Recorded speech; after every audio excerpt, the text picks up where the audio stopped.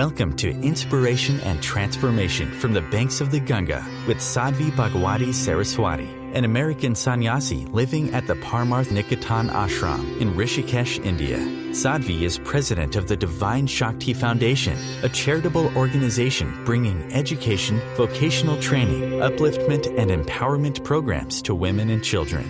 Sadhvi is also Secretary General of the Global Interfaith Wash Alliance and Director of the world-famous International Yoga Festival. Join the musings of an American sannyasi as Sadhvi shares the wisdom and teachings of her guru, His Holiness Pujya Swami Chidanand Saraswati Ji. Welcome everyone to Inspiration and Transformation from the holy banks of the sacred Ganga River in the land of Rishikesh, India.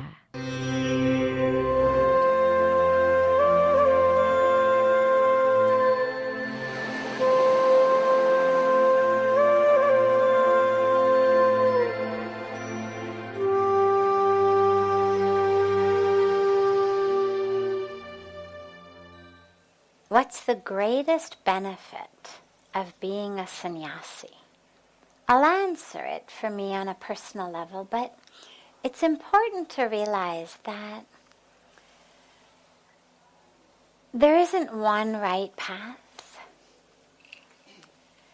Each of us has a different dharma to fulfill.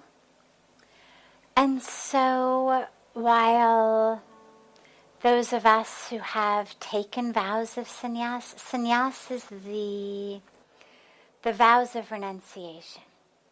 Sannyas is an order into which one is initiated. It's when you see the orange clothes like this, it's the monkhood or nunhood of the Hindu tradition. And so on that level, on the religious level, it's seen as the highest level that one attains.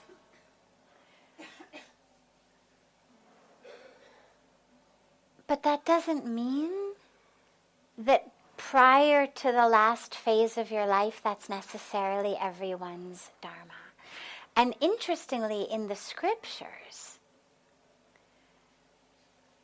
the vast majority of both divine manifestations, divinity on earth, so whether it's Lord Krishna, whether it's Lord Ram, of the sages, the rishis, the vast majority of them are actually married.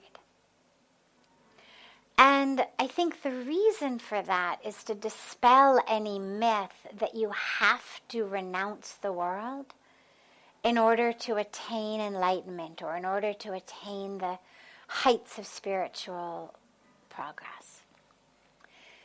For me, the greatest benefit of it, and I think probably the reason that for those of us for whom it is their dharma, that we are drawn to it so deeply, is it gives us the ability to really have a single-minded path. If you are in a family and you've got a husband or a wife and children,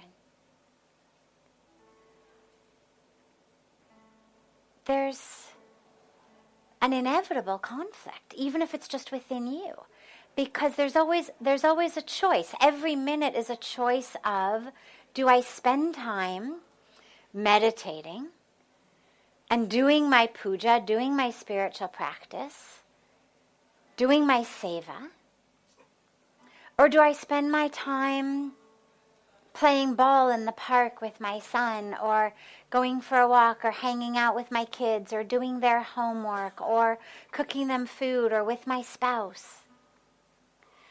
And for me, the benefit of being able to live a life of sannyas is, it makes all of that much easier. You know, it's like I'm a vegan. I drink milk here in the ashram that comes from our very happy, very well-fed and well-loved cows.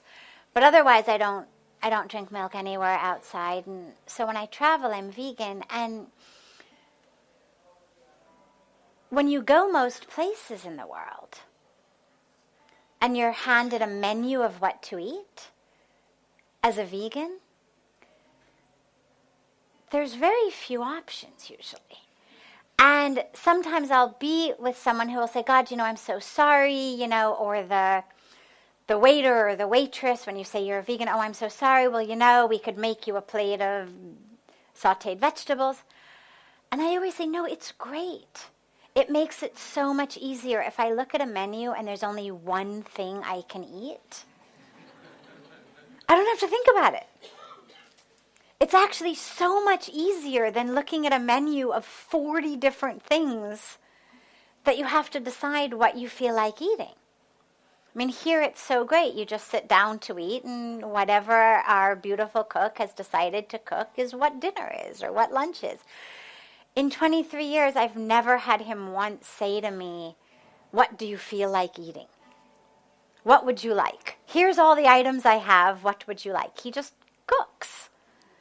And so it's really nice because then all of that extra energy that otherwise has to go into thinking about, what do I feel like eating tonight?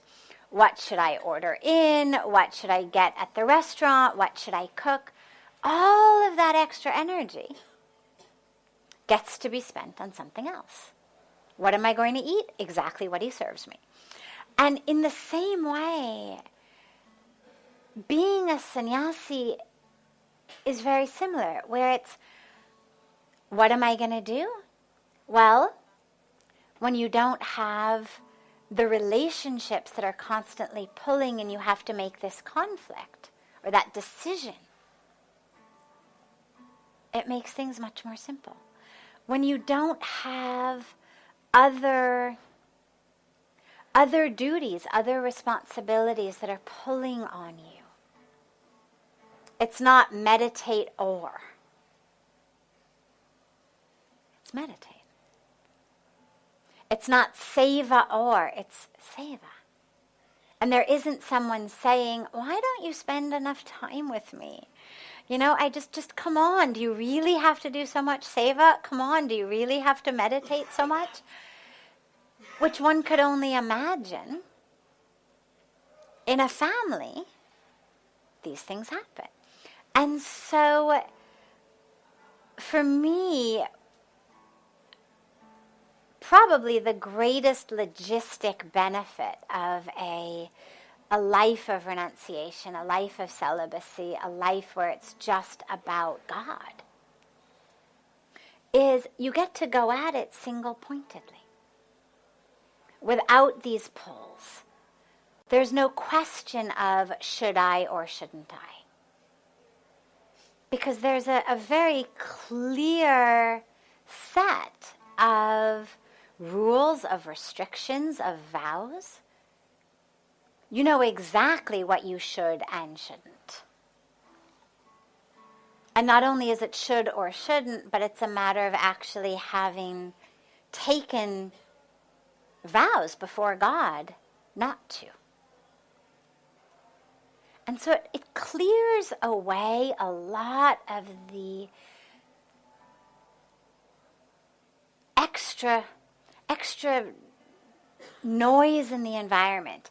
And that being said, though, of course, that noise is very, very beautiful. If your dharma is to live a householder life, that extra noise of the relationships, of the families, of the duty is beautiful and wonderful, if that is your dharma. But on a personal level, for me, that's been a great, great benefit. The other benefit is, no matter how much we try to free ourselves of any identity, and that's a common theme.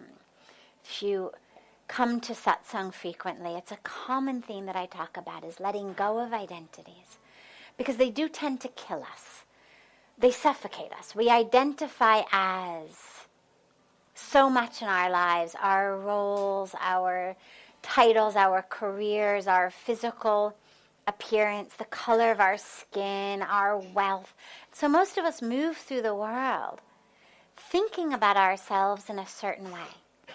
I'm the smart one, or I'm the stupid one, or I'm the popular one, I'm the beautiful one, or I'm the one nobody likes. Either way, these identities really suffocate us.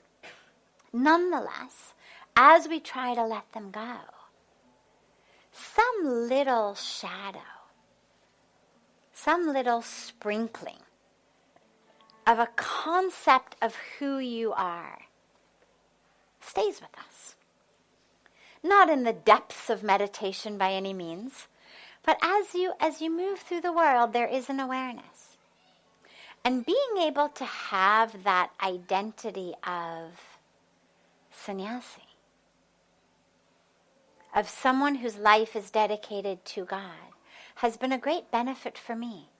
It's not about identifying with the world. It's about every single time I look down and I see this color. Every time I put my hand up to my head and have to be careful not to mess up my tilak that's here on my third eye. Every time I catch a glimpse of my reflection somewhere in the orange sari with the tilak, you remember, oh yeah, I've dedicated my life to God. Oh yeah, this is who I am. And so it's not about an identity to the world, but it is about an identity to the self, of remembering who you are and what your life is dedicated to. Otherwise, there is a lot of noise in the world, and there's a lot of pulls, people, culture. There's so much pulling at you saying, here's who you should be, here's what you should be, here's how you should think about yourself, here's how you measure up to others. And catching a glimpse of the saffron color, catching a glimpse or a feeling of the tilak on the face and remembering, oh wait, I'm someone who has consciously, purposely renounced attachment to all of that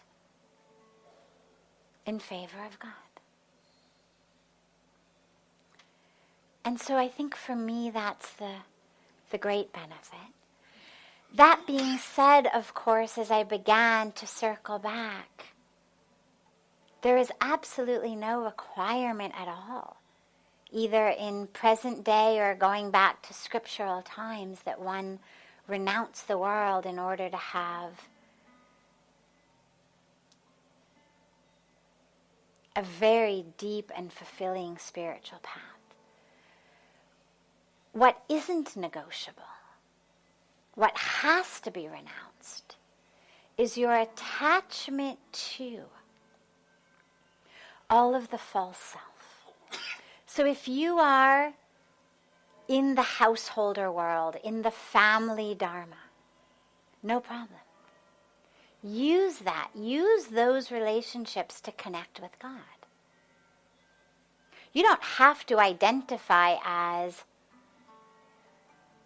the richest husband at the party, or the most beautiful wife at the party, or just because you happen to be a husband or a wife and you happen to be at a party doesn't mean you have to lose yourself into false identities.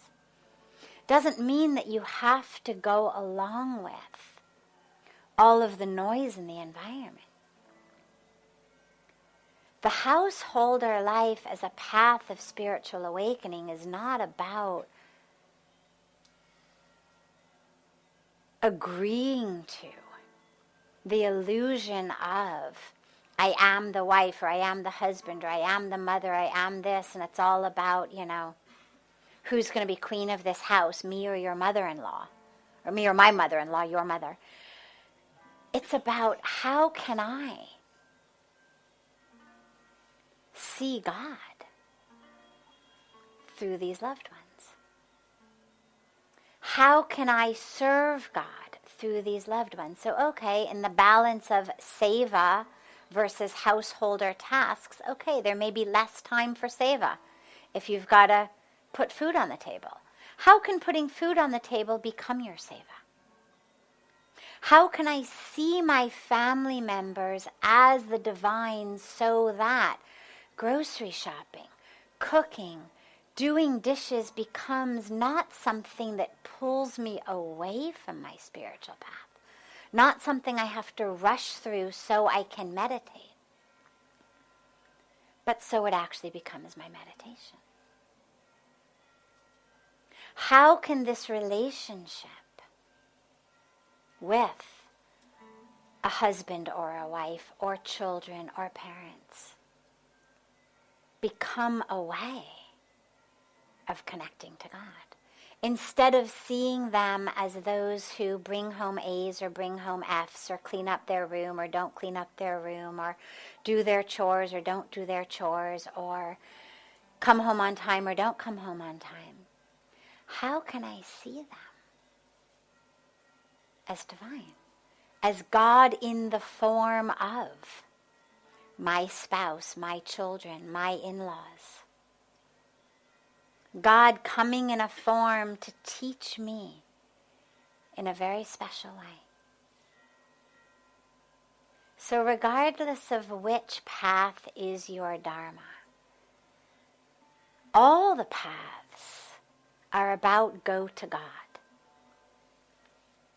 It's just go to God through renunciation, through celibacy, through a conscious decision that that is going to be my relationship. Or it's go to God through other relationships. Either way, it's about go to God. And of course, even if your dharma is the householder life, according to the Indian spiritual tradition, the final phase of our life should be the sannyasi phase anyway. There's 4 ashrams of life that we're given. The first is brahmacharya. That's up to about 25. It's the traditional years of studying. That's the time that we get our education, we focus on our studies. Then about 25 to about 50 is your householder phase. Get a job, make money, have a family, raise the kids, get the kids settled. Then is your vanprastha ashram stage, which is the stage of pulling back. Kids are grown, they're settled. Now they're having their own kids. They don't need you. You're retired from work. Those are the years that people start pulling away, engaging more and more in seva, more and more in spiritual service.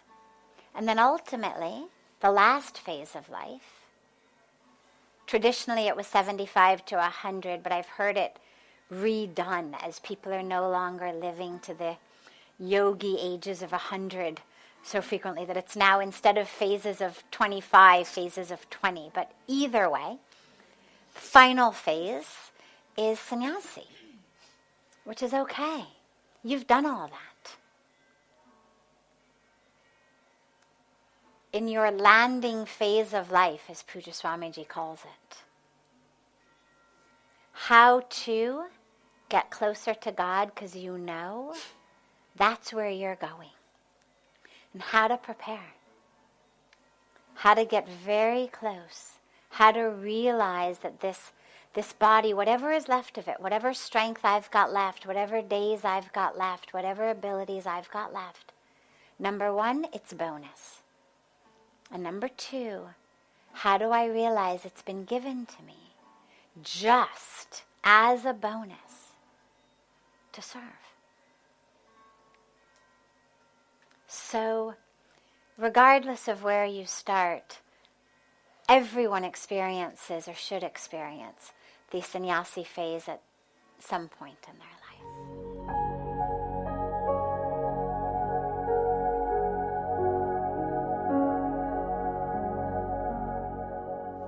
You're listening to OTR-FM, part of the IOM radio network. Being a radio host on IOM FM allows you to build your show on a rich platform with the power of the internet to fulfill your outreach goals and connect with a very specialized and global online audience, unlimited by time and distance. OMTimes Radio will provide you with web relevance, a recognizable conscious brand, and with the standard of excellence that has accompanied every single Circle of Hearts Radio is a sanctuary on the airwaves. Join me, Grandmother Elia, in the circle on Sunday 2 p.m. Eastern as I share information to both enlighten and nourish your soul. Hi, this is Christina Ricci with RAIN. Every 2 minutes, another American is sexually assaulted. If you or someone you know has been sexually assaulted, you are not alone. Help is just a call or click away through the National Sexual Assault Hotline. Please call 1-800-656-HOPE, that's HOPE, or visit RAIN.org, that's RAINN.org. Brought to you by RAIN and this station. Welcome back to Inspiration and Transformation. I'm so glad to have you all back here with me.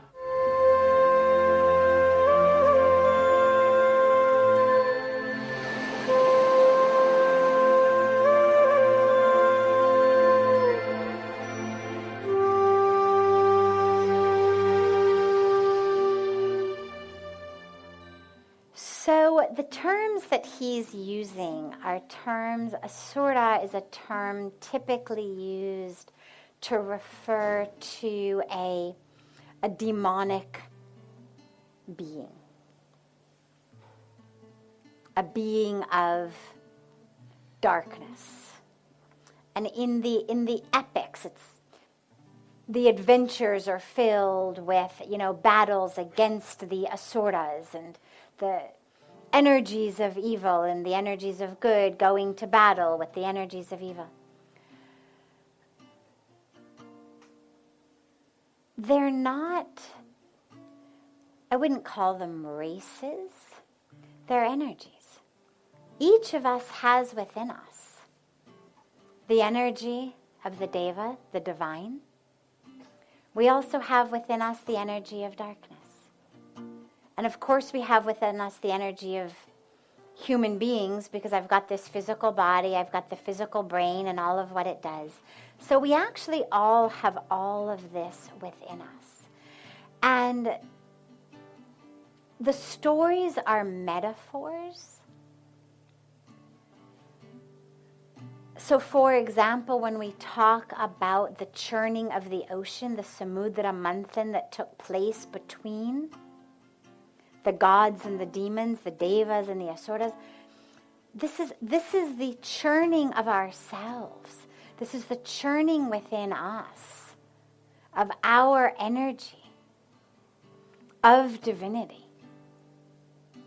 And that doesn't mean it didn't happen. Of course it happened, but the relevance of the fact that it happened thousands and thousands and thousands of years ago, it's only relevant today because it's happening within us every day. And the question for us is, which energy am I going with? Who's winning the churning within me? Because when they did churn the ocean in that very, very famous moment, out of the ocean many things came. They were churning it, looking for the nectar of immortality. But before the nectar came, poison came. So much came. And this is when we churn inside of us. What's there usually? Poison. That inner churning. It's not fair. I hate him. I hate her. Why me? That's what happens in most of us as we churn. Our minds churn inside us. We turn, I'm going to show him. I'm going to tell him. I'm going to beat him. Who the hell do they think they are? That's the power of the asuras who are winning within us. The reason that thousands of years after the war of the Mahabharata, after the war of Lanka of the Ramayana, that thousands and thousands of years after they took place, people are still telling the story every day. Why? Not just, oh, that was a great story, we have our heroes and our villains. No. It's because they're taking place within us. That war of the Mahabharata is within us. That's why the teachings of the Bhagavad Gita spoken on that battlefield are so relevant to us. It's not just the lecture that a soldier named Arjun got thousands of years ago on a battlefield in a place called Kurukshetra. No. We don't study the Gita as a historical speech. It's not like the Gettysburg Address. We study it as a scripture because it is about us today. And so these energies within us, it's up to us to choose. How are we going to live? Who are we going to feed? And here's what's really interesting is that which makes the demons demonic. It's very interesting. In the Ramayana, the demon king, Ravan, was actually a Vedic scholar. He was brilliant.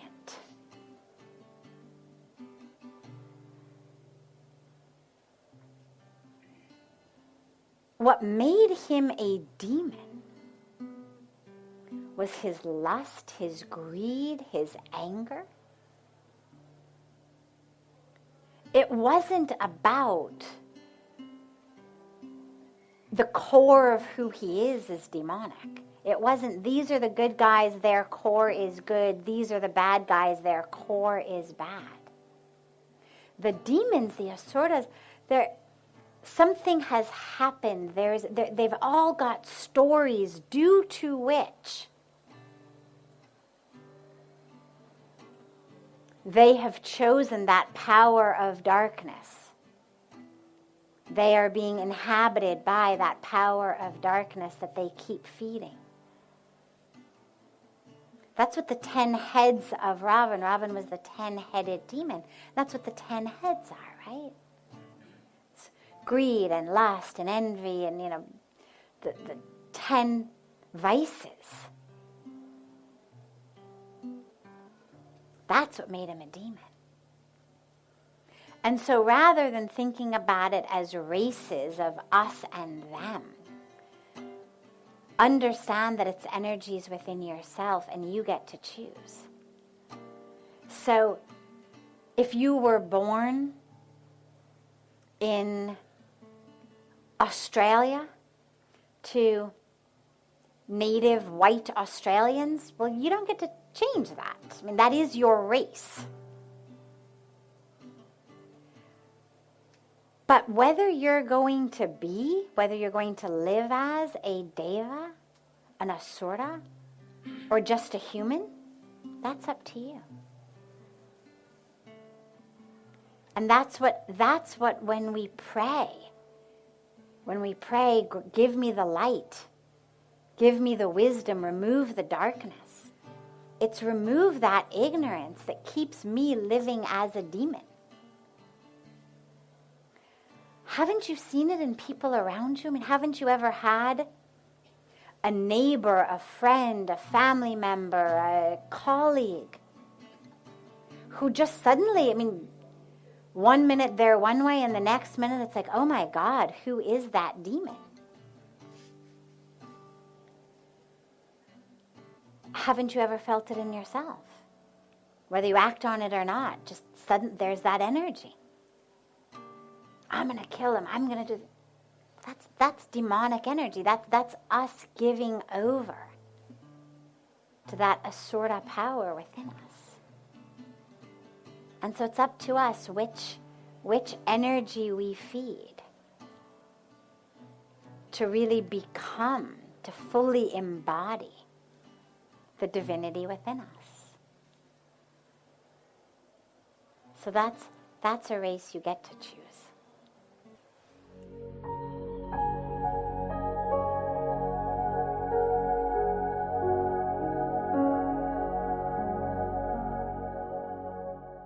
This is OTR-FM, part of the IOM radio network. OMTimes magazine is one of the leading online content providers of positivity, wellness, and personal empowerment. A philanthropic organization, their net proceeds are funneled to support worldwide charity initiatives via Humanity Healing International. Through their commitment to creating community and providing conscious content, they aspire to uplift humanity on a global scale. OMTimes, co-creating a more conscious lifestyle. Do you have time to read that inspiring book or that blog post you've been meaning to get to? In your busy world, how do you improve yourself and keep your life going? I'm Lisa Kay, and my Between Heaven and Earth radio show can transform your life just by listening. Be uplifted with inspiring topics, positive stories, and ideas that really work. Between Heaven and Earth Radio is conscious living for your soul, every Wednesday at 4 p.m. Eastern Time. Like Baldwin with People for the Ethical Treatment of Animals. I grew up loving circuses and other traveling animal shows, but it never occurred to me what life might be like for the animals. Training wild animals to do things they don't understand takes force. Routine discipline with a hook or whip with the heel of a boot shows the animal exactly who's the boss. Don't patronize animal acts. Please contact People for the Ethical Treatment of Animals. 757-622-PETA. Welcome back. This is Sadhvi Bhagawati Saraswati with Inspiration and Transformation.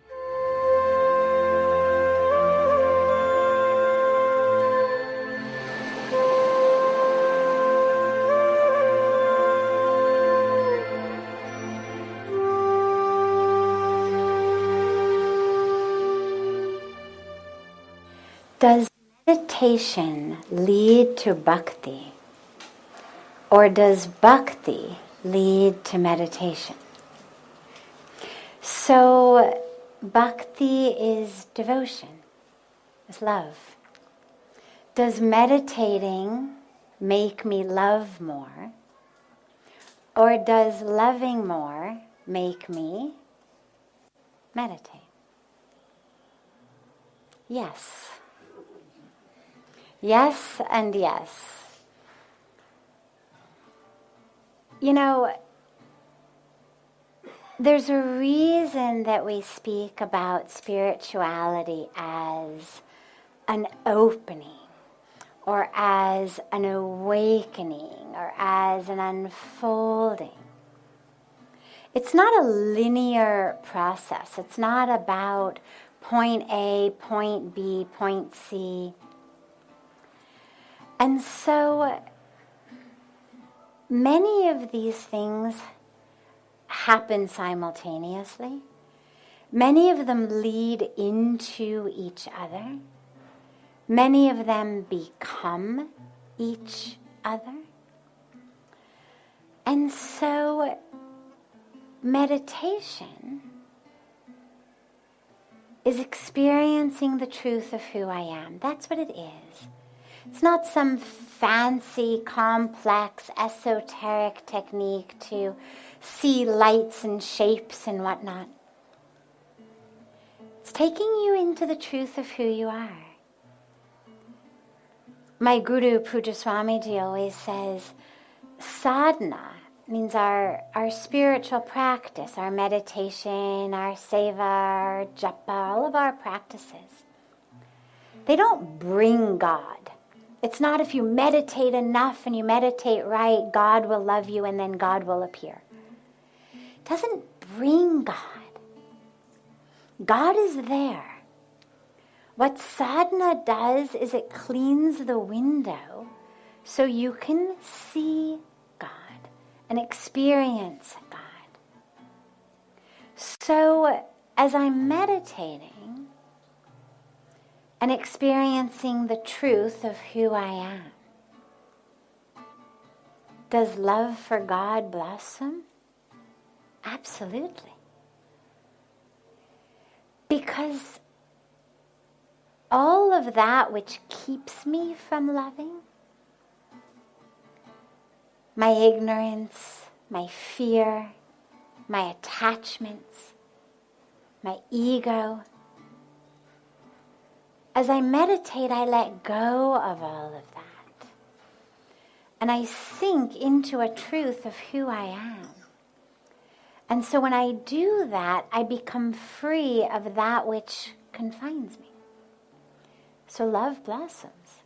Love is the core of who we are. There's a reason it's one of the few things that we're born knowing how to do. Most of the rest of it we have to be taught how to do. We don't know how to eat. Mothers have to teach their babies even how to suckle on a nipple. We don't know how to walk. I mean, we can't move. We can't speak. But we can love. Straight out of the womb. No education required. It's the core of who we are. And by the way, it's not even just about, I love the one who's providing me. Stand in line at a grocery store and smile at a baby in a stroller in front of you or behind you. Now, you're not the one providing that baby with anything. You're not the mother or father protecting it. You're not the one feeding it.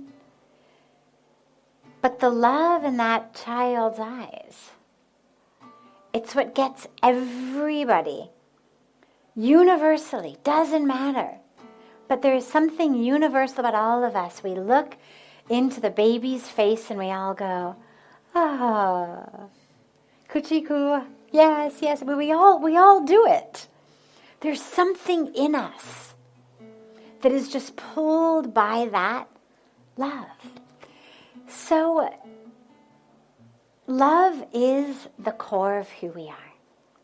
And that's why being in love, loving at all, feels so good. Not just romantic love, of course. Love of everyone, love of the baby in the carriage. It's why love in general feels so good. Because it's the core, the truth of who we are. So when I meditate and I become free of the encumbrances, I'm free to love. Love blossoms.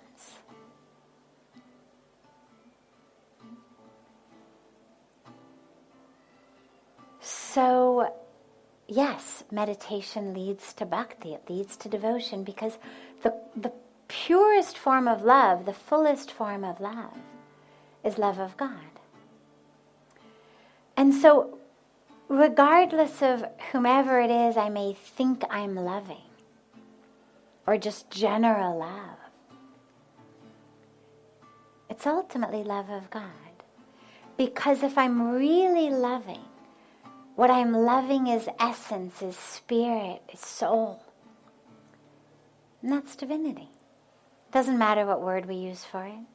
But if we're loving something other than just form, other than just your body, we're loving God. If it's your soul, your essence, your spirit I'm loving,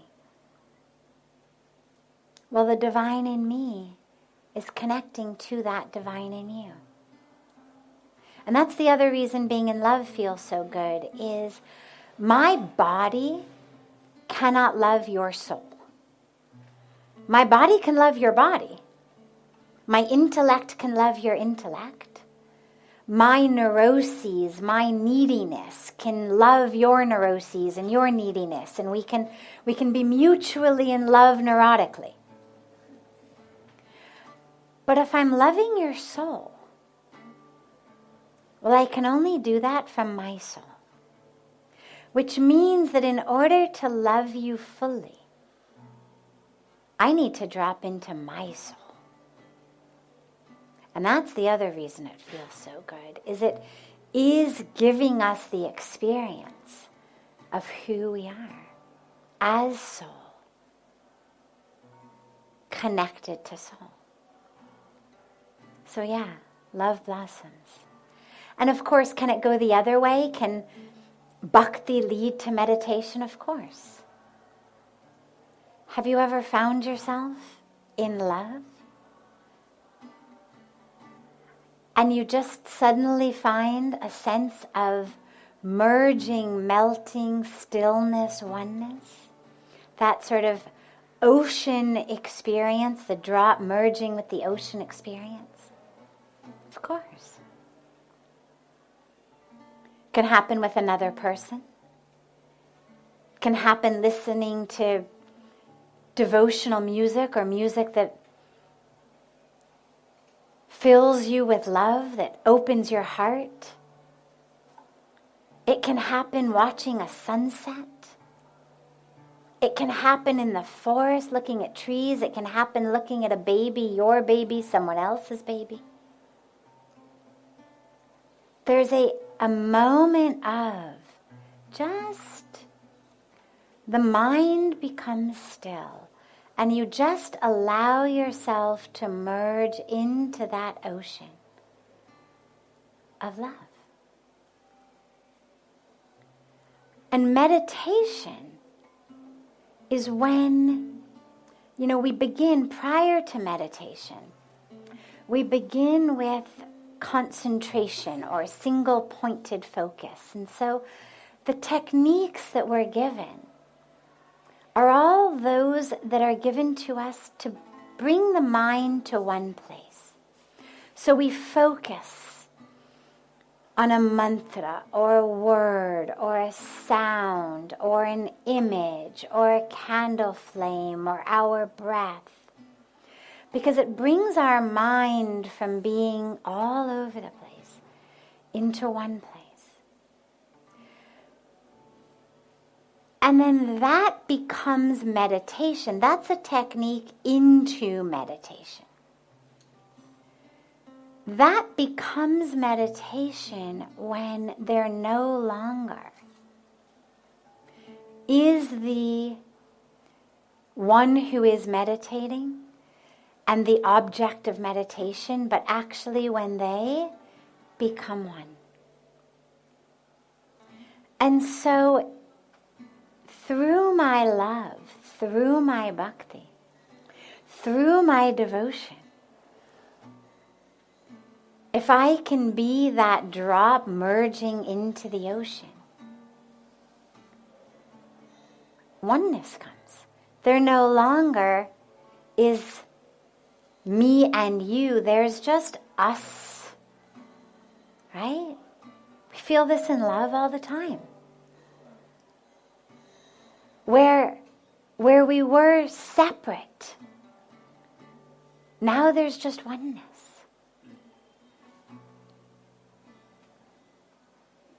When that happens, it's meditation.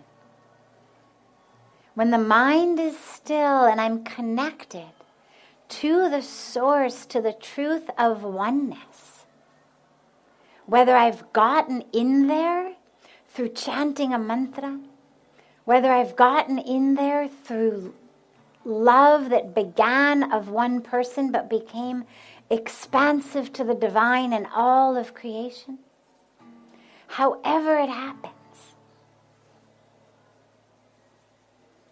But meditation happens.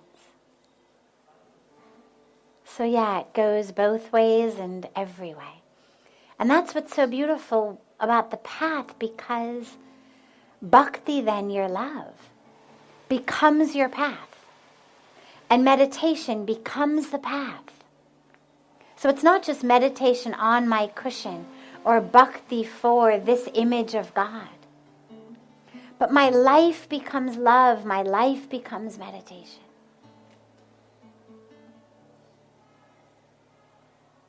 And they mix and they melt and they merge into one. Because that oneness is you.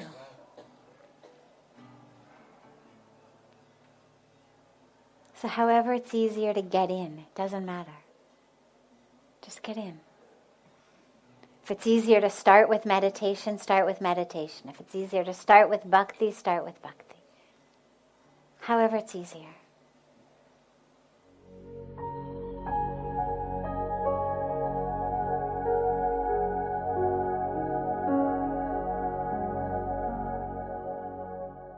You're listening to OTR-FM, part of the IOM radio network. Being a radio host on IOM FM allows you to build your show on a rich platform with the power of the internet to fulfill your outreach goals and connect with a very specialized and global online audience, unlimited by time and distance. OMTimes Radio will provide you with web relevance, a recognizable conscious brand, and with the standard of excellence that has accompanied every single Circle of Hearts Radio is a sanctuary on the airwaves. Join me, Grandmother Alaya, in the circle on Sunday 2 p.m. Eastern as I share information to both enlighten and nourish your soul. Hi, this is Christina Ricci with RAIN. Every 2 minutes, another American is sexually assaulted. If you or someone you know has been sexually assaulted, you are not alone. Help is just a call or click away through the National Sexual Assault Hotline. Please call 1-800-656-HOPE, that's HOPE, or visit rain.org, that's RAINN.org. Brought to you by Rain and this station. Welcome back to Inspiration and Transformation.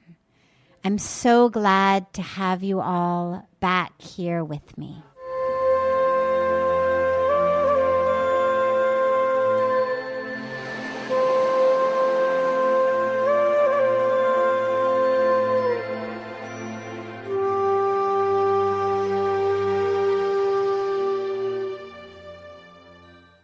There's a lot of philosophy and science, spiritual science, around death, what goes. But here's the thing, as you so rightly say, nobody can say what it's like, because by sheer fact that we're sitting here, it means we're not dead.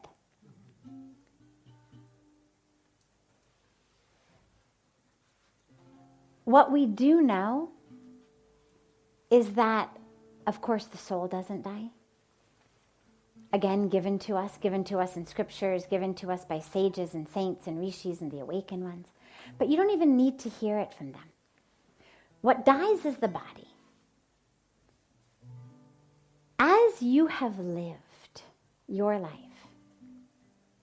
have you ever had experiences of beyond the body? Now, I don't mean experiences where you're necessarily floating on a roof looking down on yourself, but I mean an experience of connecting to, within yourself, another being, a tree, a sunset, God, that isn't about the body. Have you ever had one of those? So you've touched it. You don't need me to describe it. You've touched that part of you that is not the physical body. But what's more important than any of that is how we live. Because how we live determines how we die. While we're still here, use every minute and every moment. So many of us are dead while we're still in our bodies. We've still got our bodies. Bodies are healthy. Bodies are strong. But lives are over. Lives are stuck. Lives are in jail.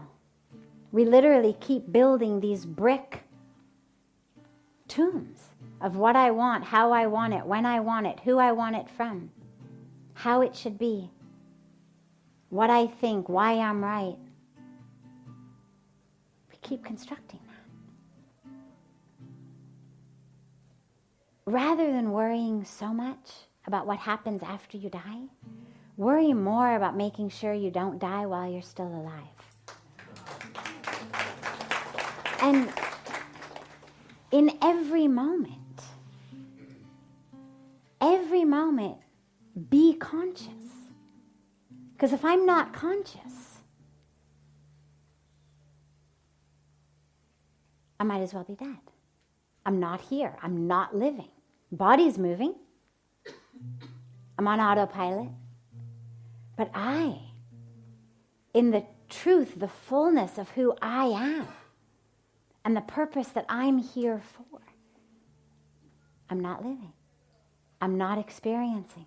I'm not in this moment, in this breath. If you are in yesterday or tomorrow or an hour ago or dinner, you're not living. Because you can only live right here, right now. You can't live yesterday or tomorrow. Your only option to live is right here, right now, in this breath. So focus on actually living. And focus on every moment. How much of an experience of living can you have in every moment? On every level. Taking you deeper and deeper and deeper and deeper. Connecting you more and more and more and more with the creation. Being that drop coming back to the ocean every moment. Don't worry so much about after death. We do know one thing for sure, which is whatever is supposed to happen is going to happen. But right here, right now, that's what you've got in your control. Focus on that. With the awareness that the truth of who I am, the soul, the spirit, the consciousness, the love, the truth, it's eternal. And the way that you know it's eternal, lastly, is look, think about it scientifically. If it were dependent upon the body, it would have to exist somewhere in the body. Okay? So, love, consciousness, truth. Where does it exist? It's not a physical location. Again, brain helps us interact with that, but it's not sitting there in a specific lobe of the brain. Oh, that's my love lobe. It's not housing it there. And as your body keeps changing throughout your life, the consciousness stays. As the cells of your body keep sloughing off and regenerating, consciousness stays. If your consciousness existed in your cells every time, you left your cells behind on the chair you were sitting on, you'd leave some of yourself behind. But what we do know is that self interacts with it. And so even though I'm continuous and continual, all of these cells, all of the physical aspects of who I am, are also full of who I am. Such that this entire being, it's not body and soul, or body and heart. It's this intersecting, interactive experience in which some of it is eternal, some of it is sloughing off as I talk to you right now. But the I is consistent. That consciousness is consistent. And that's true even after death. In terms of the consciousness of the soul, the consciousness of spirit, the consciousness of that I. That stays with you. I think.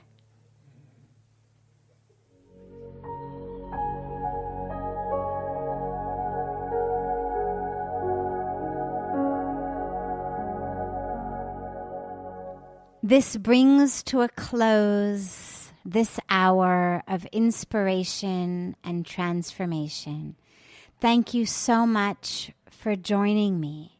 I'm so glad to be together with you all each week, and I look forward to being together again next Thursday, same time, on OMTimes Radio.